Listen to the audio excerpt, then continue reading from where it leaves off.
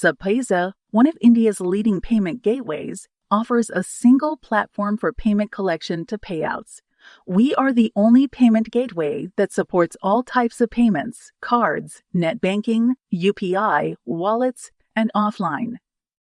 In this video, we will learn how to integrate the SabPaisa payment gateway with your application using the .NET framework. Before we begin, you need to obtain credentials from your account manager and save them on your system. Open the .NET standard integration document from the SabPaisa website. Start the integration process. Below are the steps to be followed. Step 1. Initialize the .NET code for the SabPaisa payment gateway.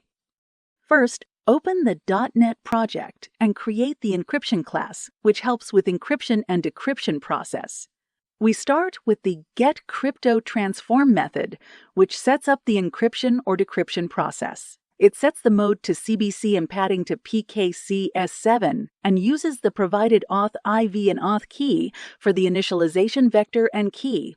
It then returns an encryptor or decryptor as needed. Next is the encryptString method.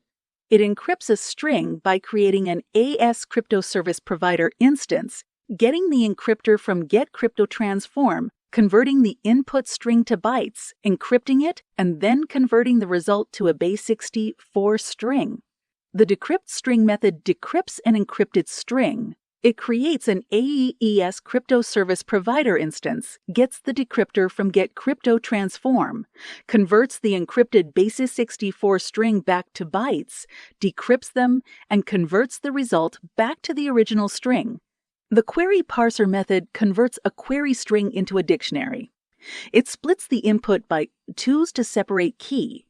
Value pairs then splits each pair bytes to get the key and value and adds them to the dictionary. Finally, the random TXNID method generates a random transaction ID.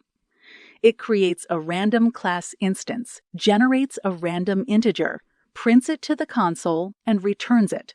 Create the request file for payment gateway request. We start by importing the PG integration namespace, which includes classes and methods for handling encryption tasks, and create an instance of the encryption class to manage these tasks throughout the code. Entering a try block to handle potential exceptions, we begin by setting the necessary credentials and authentication keys required for the payment gateway request, making sure to replace the placeholders with actual values. We then set the payer's details such as name, email, mobile number, and address.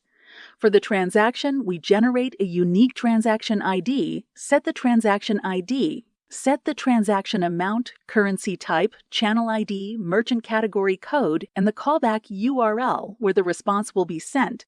We also define additional parameters that can be used if needed, such as class and role. Next, construct the query string. We initialize an empty string and append each parameter and its value, including the extra parameters using UDF1 and UDF2. We can use up to UDF20. After that, we encrypt this constructed query string using the provided authentication IV and key. Subsequently, we create an HTML form as a string, embedding the encrypted data and client code as hidden inputs with the form set to post to the payment gateway URL. Based on the requirement, URLs for both production and testing environments can be used.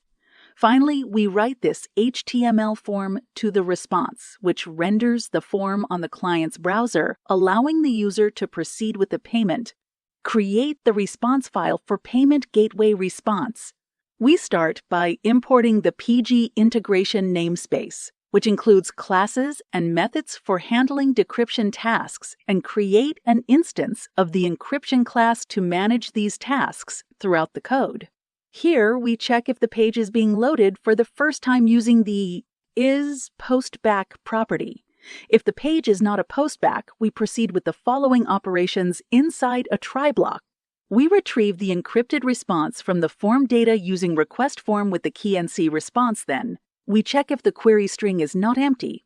If the query string is not empty, we define our authentication keys for decrypting the response auth key and auth IV. Initialize an empty string DC query to store the decrypted query. Decrypt the query string using the decrypt string method of the SabPaisa object, passing the query auth IV and auth key as parameters. Initialize a dictionary to store the decrypted query parameters. Parse the decrypted query string into key value pairs using the query parser method of the SabPaisa object. Format the response dictionary into a string for display, joining key value pairs with line breaks. Display the formatted response on the label ELBL status. Step 2. Access the SabPaisa checkout page. Execute the code to redirect to the form. On the form page, click the Submit button. This will open the SabPaisa checkout page. Choose any payment mode, enter the required details, and complete the transaction successfully. Payment response will come. Ensure to include the callback URL as specified. If you have any doubts, please refer to the reference code on page 2 of the document. Thank you. Visit SabPaisa.in to know more information.